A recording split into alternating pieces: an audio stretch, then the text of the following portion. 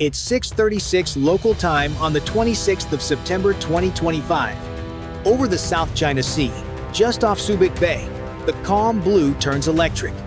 In the cavernous control room of the USS Ohio, a nuclear-powered guided missile submarine, a hard sonar ping ricochets through the red light.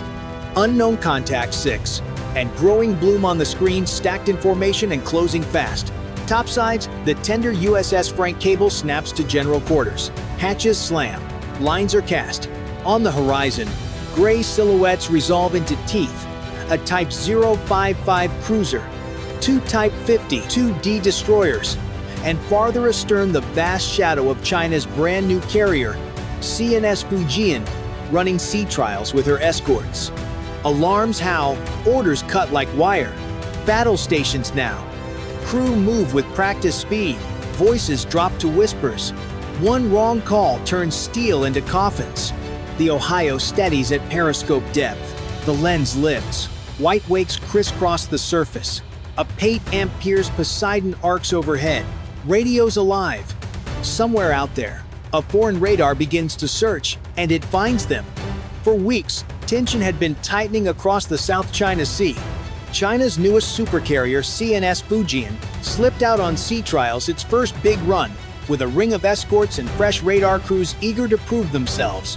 At the same time, under the U.S.-Philippine defense deal, the USS Ohio arrived at Subic Bay with the tender USS Frank cable standing by. Officially, maintenance and logistics. Unofficially, a reminder that the United States still shows up when the water turns rough. Every shipping lane here is a vein feeding daily life far from these islands.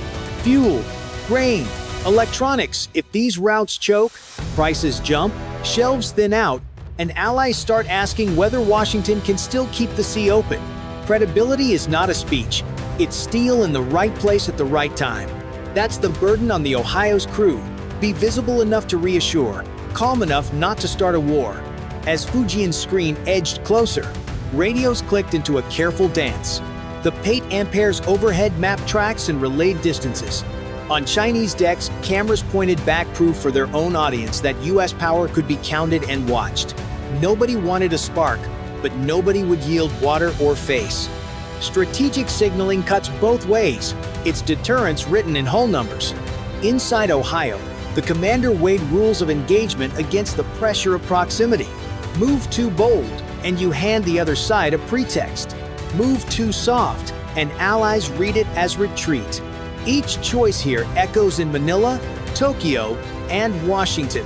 If you sat in that chair, with 6 gray hulls shadowing your path, what would you do? Stay silent or surface? Type 1 to stay deep, Type 9 to rise and confront.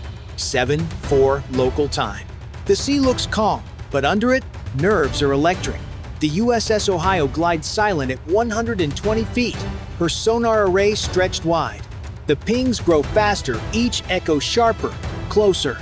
6 surface ships, Type 055 and 52D destroyers, are tightening formation, sweeping their active sonar like flashlights through fog. In the operations room, the sonar chief whispers, "Range closing 12,000 yards and falling." The captain nods. "Deploy countermeasures slow, passive." Tiny bubbles hiss out, forming a decoy wall behind the submarine. To the untrained ear, it sounds like another sub. To the trained one, it's a dare. Come closer if you're bold. Above, the 8 amperes Poseidon loops back, dropping a string of sonobuoys between Ohio and the Chinese screen. Its sensors flare with acoustic returns confirmation. The planned formation is boxing the US sub in. This isn't coincidence. It's theater politics echoing through sonar. The captain's voice stays calm. Make depth 150. Rig for quiet running. Every valve, every breath becomes deliberate silence. Deeper means safer, but also closer to the thermocline, where sonar bends and hides them. On Chinese decks, sailors line the rails, binoculars fixed on faint American shapes near Subic. Radios crackle. Maintain shadow, no aggression unless fired upon. But one destroyer, Kunming, 172, drifts too far forward, its sonar beam brushes the Ohio's hull. "We're painted, sir." "Copy." Launch the bubble screen. Maintain depth. 8 amperes mark their bearing. A burst of compressed gas erupts. False targets bloom. The Chinese sonar now sees ghosts. For a heartbeat, confusion reigns. Along the Subic breakwater, Philippine cutters stand still, their crews watching through long lenses, knowing one wrong move could drag everyone in. No shots fired, just ripples of intent. Each move sends a message louder than words. We see you. We're ready. We're not backing off. Inside Ohio, the helmsman takes 2 degrees to port and bleeds speed. The boat slips under the layer, dials dim, voices lower. Sonar taps along the hull like knuckles on a door, the kind that keeps knocking until someone answers. The South China Sea falls silent again, but silence now feels like the loudest sound on Earth. 7:41 local time. The Ohio moves deeper, her hull groaning softly as pressure builds. Outside, the water turns darker, colder, heavier. The sonar screen flickers with new returns smaller, faster shapes darting between the destroyers. Drones. The Chinese fleet has released unmanned underwater vehicles, weaving through the sea like metallic sharks. Multiple fast movers inbound, bearing 210. The captain leans forward. They're probing us, don't blink. Countermeasure pods hum, ready. Each one can fake the sound of a submarine's heartbeat, but only for a few minutes. On the surface, CNS Fujian cuts speed. Her massive shadow looms like a continent. 2 Type 52D destroyers split wide, herding the Ohio toward shallower water toward the coastline, where depth advantage disappears. It's a chess game, and both sides know one wrong move could break the board. Inside the control room, sweat beads on foreheads. The sonar chief calls, "New contact, bearing 185, range 4,000 yards. Signature matches an underwater drone closing fast. Deploy noisemakers. Make turns for 5 knots. Keep it quiet." The drone's ping grows louder, seconds ticking down. Then, silence. It passes overhead, fooled by the decoy. The crew exhales as one. The captain murmurs, "That was too close. They're learning fast." Over radio, the Poseidon reports. 6 vessels maintaining pursuit. No weapons active. "Copy," replies the captain. "They're not here to fire. They're here to see how far we'll bend." High above Subic, the Poseidon tilts its camera downward, catching the faint outline of the Ohio below and 6 Chinese hulls fanning across the horizon. From orbit, it looks like a net tightening around a single dot. A long, low sonar sweep rattles through the hull. Another pulse rolls in from the west, crossing the first and sketching a cage around them. The ocean feels smaller, the silence sharper. Each passing minute feels heavier than the last. The crew knows the drill, but not the ending. If this were your call, would you hold steady or break the encirclement and show force? Type 1 to stay hidden. Type 9 to rise and push back. Comment your choice below and subscribe to stay on the bridge for the next move.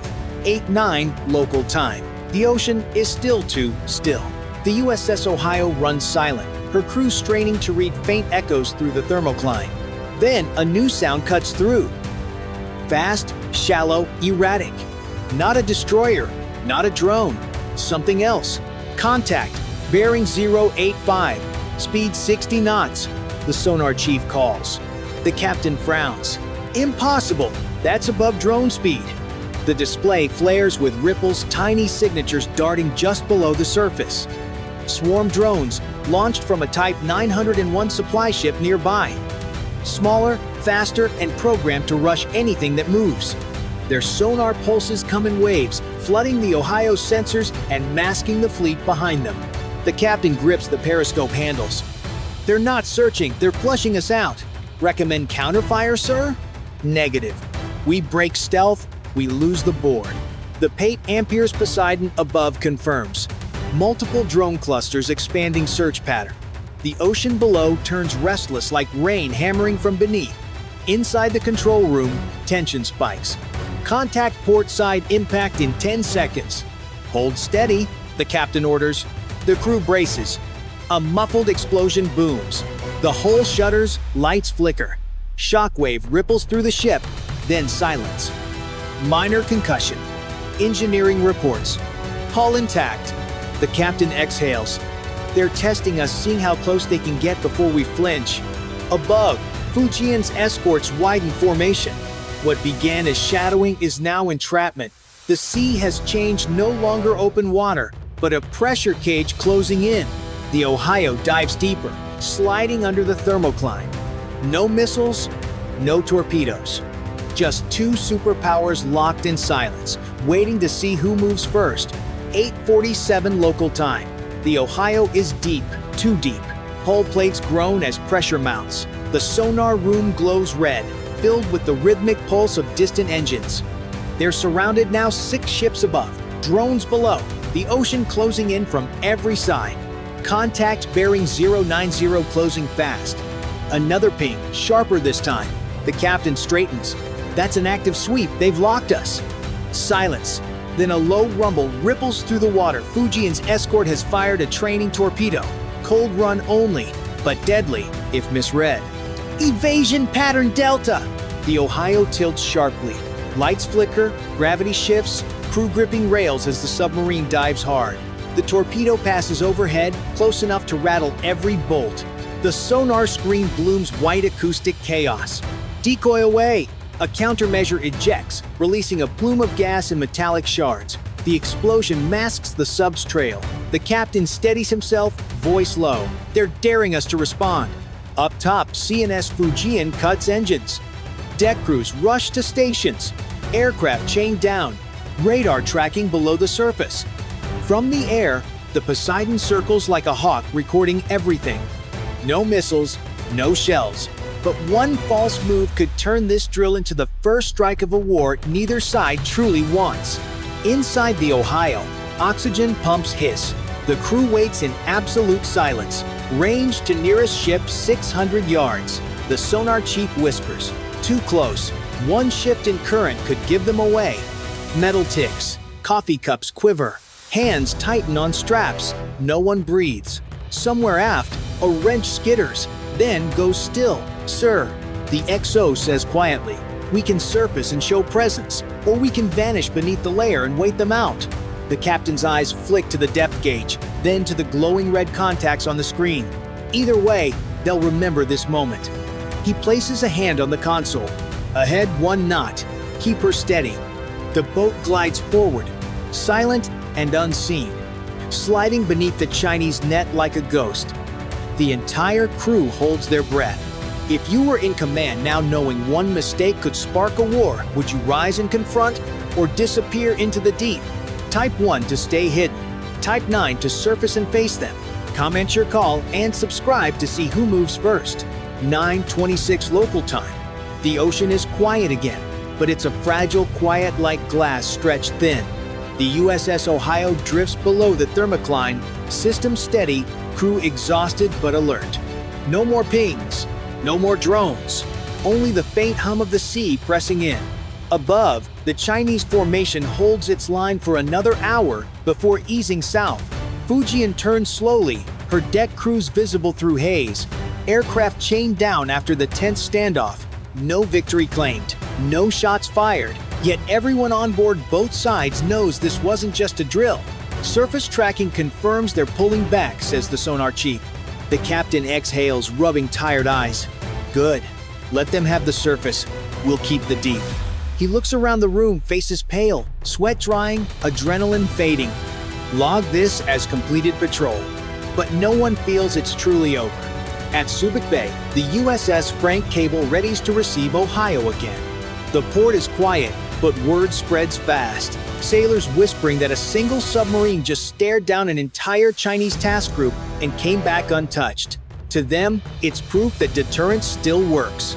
To the Chinese fleet, it's proof the US won't back down. Both sides draw the same conclusion. Next time, someone will push harder. In Washington and Beijing, reports spin through encrypted channels, each side declaring composure, each quietly recalculating what red line really means. The world reads headlines about routine exercises. Only those who were down there know how close it came. Inside the Ohio, the crew breaks silence. Laughter mixes with relief, nervous, thin but real. The captain sits back, listening to the hum of machinery and the heartbeat of the ship he trusts more than words. "The sea's calm again," he mutters, "but not for long." If you were watching from above, would you call this restraint or just the calm before the next storm? Type 1 if you think peace will hold. Type 9 if you believe the clash is inevitable. Comment your call and subscribe to be here when it happens. It's 5:45 a.m. on the 12th of July 2025. In the eastern waters of the Taiwan Strait, the USS Theodore Roosevelt and its escorts suddenly pick up multiple unknown tracks. Alarms blare across the carrier deck. Sailors rush to battle stations, boots pounding metal floors. Outside, streaks of light tear across the horizon. Chinese DF-26 and DF-21D ballistic missiles already inbound. Seconds later, destroyers detect low-flying YJ-18 cruise missiles and hypersonic YJ-21 seconds launched from bombers. The sky fills with warnings, radios crackle with orders, and every crew member braces for impact. In the Combat Information Center, officers scan glowing screens, calling out ranges and bearing lines. On deck, fire crews stand by, ready for the worst. The roar of jet engines mixes with the thud of defenses spinning up. Below decks, damage control teams stage hoses and foam. Corpsmen prep triage kits. On the bridge, the order is final. Engage. The Taiwan Strait is not just a stretch of water, it's one of the busiest lifelines on the planet. Every day, tankers and container ships pass through, carrying fuel, food, and electronics that keep homes, stores, and factories supplied across the world. On this July morning, the USS Theodore Roosevelt and its carrier strike group patrol the eastern corridor. Their mission is clear: keep those routes open, no matter what China throws at them. For Washington, the stakes are immense. If a U.S. carrier is knocked out here, the loss would echo far beyond the Pacific. Insurance costs would skyrocket. Stock markets would wobble. Shelves in American stores could empty as supply lines stall. Allies from Japan to Australia would start questioning whether America can truly protect them. A single missile hit could ripple into billions of dollars and a deep blow to U.S. credibility. Even a short closure would ripple fast. Factories miss parts, ports clog, fuel costs spike, and families feel it at home. For Beijing, this is a test. China has invested in carrier-killer missiles for years, designed to push American ships out of the region without ever needing a full-scale naval clash. By launching now, Beijing signals that it is willing to gamble, betting that mass missile strikes can overwhelm defenses faster than the U.S. can adapt. On the Roosevelt, sailors know this is not an exercise. The crew feels the weight of history as much as the threat of steel. Every radar contact, every launch order could decide not only the fate of their ship, but the security of global trade. And now the question turns to you watching. If you think America's carriers can still hold the line, hit 1 inch the comments. If you believe China's missile storm will eventually break through, press 9. 5:46 a.m. The radar picture hardens. Aboard the USS Theodore Roosevelt, operators mark 3 patterns: high arcs from the mainland, sea skimmers from the east, and a few fast blips that barely hold a track. Ballistic, cruise, hypersonic. Clear skies mean clean guidance for both sides. The escorts act first. Vertical launch cells open, then thunder. SM-6 interceptors leap upward, white trails cutting across dawn. Impact speed does the killing. A second ripple follows. ESSMs fan out low, tuned for missiles that skim the sea. Each shot trades money for minutes and minutes for lives. Explosions pepper the horizon. Some vanish high, others break just above the waves, hissing into foam. Yet the scope stays crowded. For every threat erased, another appears. The formation tightens its network. Ships share tracks and pace salvos so no gap opens. 5:47. The air wing joins. F-35Cs and Super Hornets roar into the sky. EA-18 grams Growlers jam radars, trying to blind seekers. Fighters push toward the H-6 bombers that launched this storm, tossing long-range shots to thin the wave. A tanker edges forward to keep them fueled. Even fuel is part of the fight. Inside the Combat Information Center, voices stack. Track 2-2 inbound fast. New pair at 085. Engage. The captain replies in clipped orders. Damage control teams, stage hoses, and foam. Medics prep triage kits. On the sponsons, CIWS mounts spin.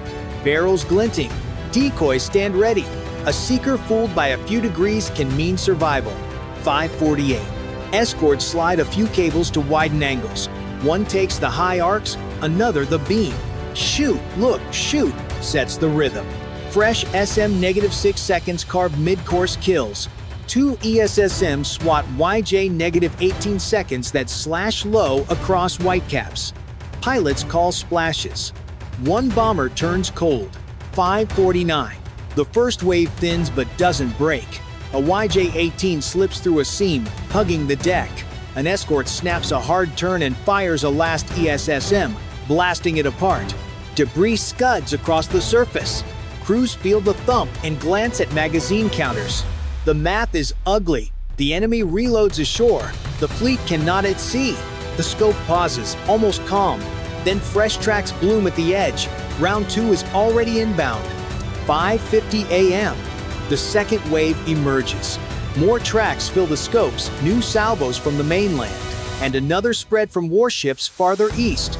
The crew sees the difference immediately. This wave is thicker, faster, and timed to arrive almost together.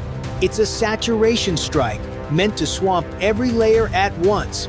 Escorts shift formation. The Roosevelt turns a few degrees, reducing its profile and tightening the defensive arcs. Keep the wall solid. The captain orders. Launchers cycle again. SM-6 seconds streak upward. ESSMs fan out low, and chaff blooms to create false clouds. Guns spin up to lethal speed, ready to handle what slips through. 5:51.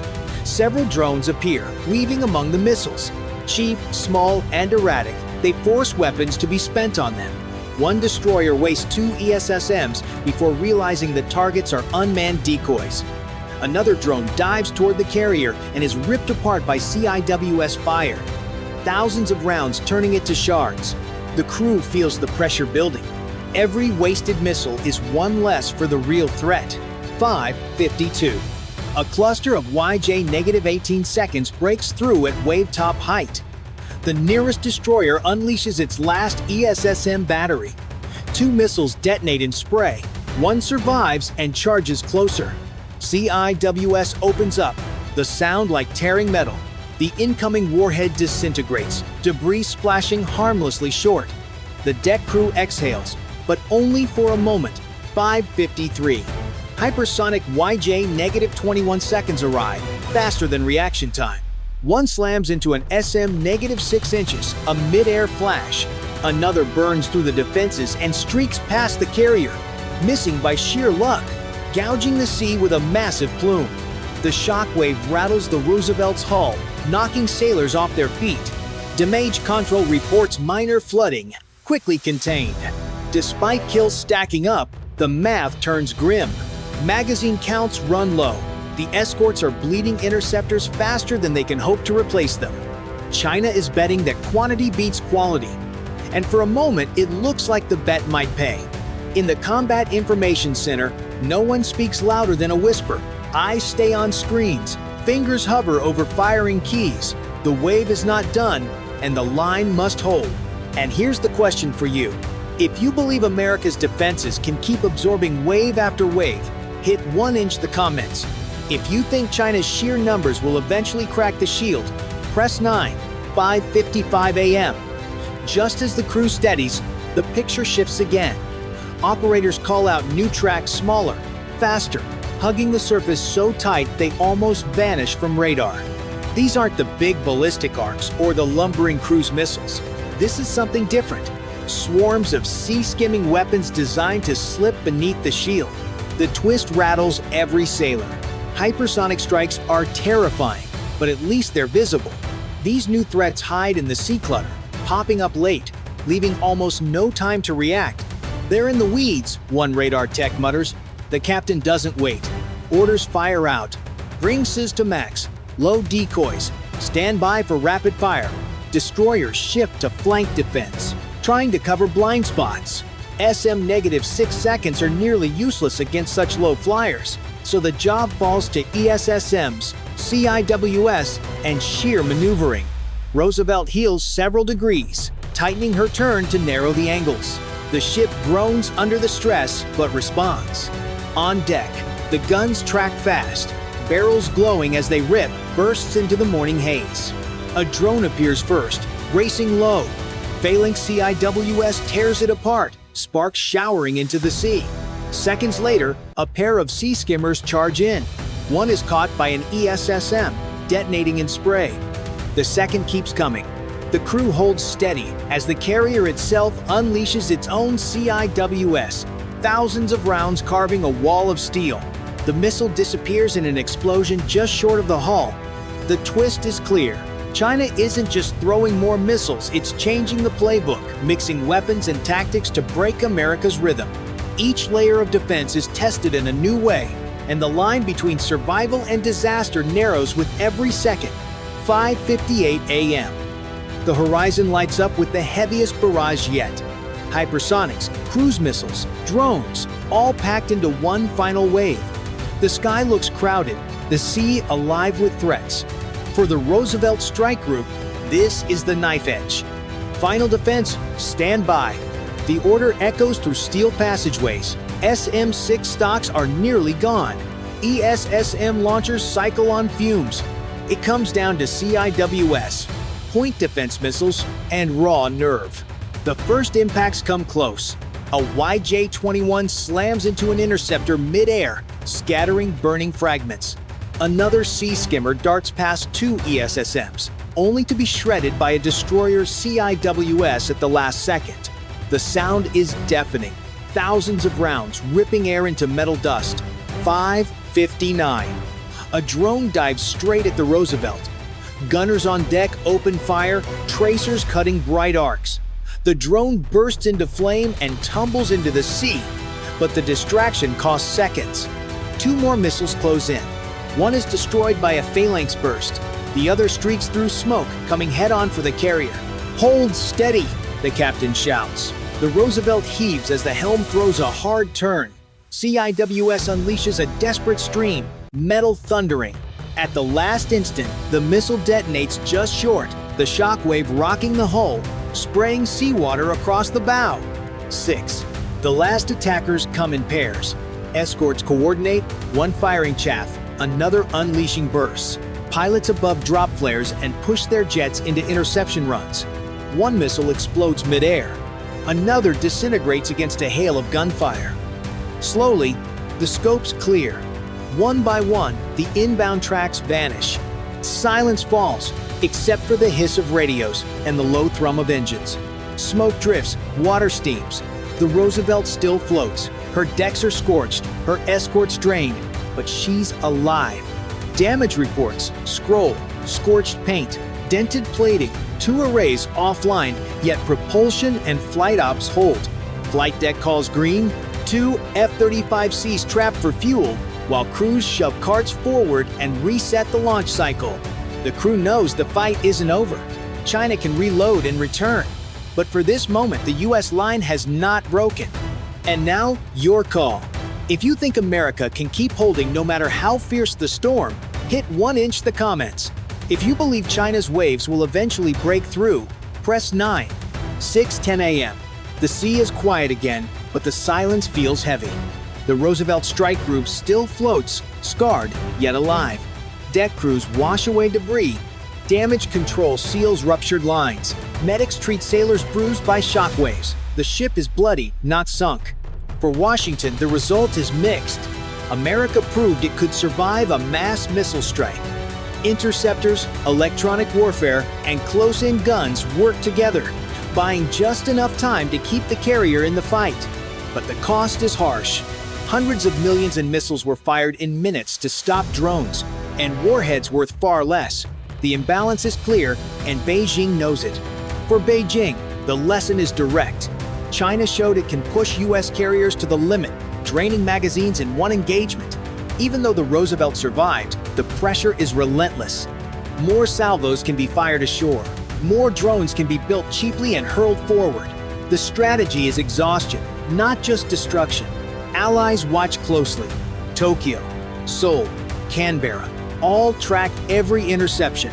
They see the US line hold, but barely. Questions grow. How many more waves can be endured before cracks open? How long can allies count on carriers to guard sea lanes?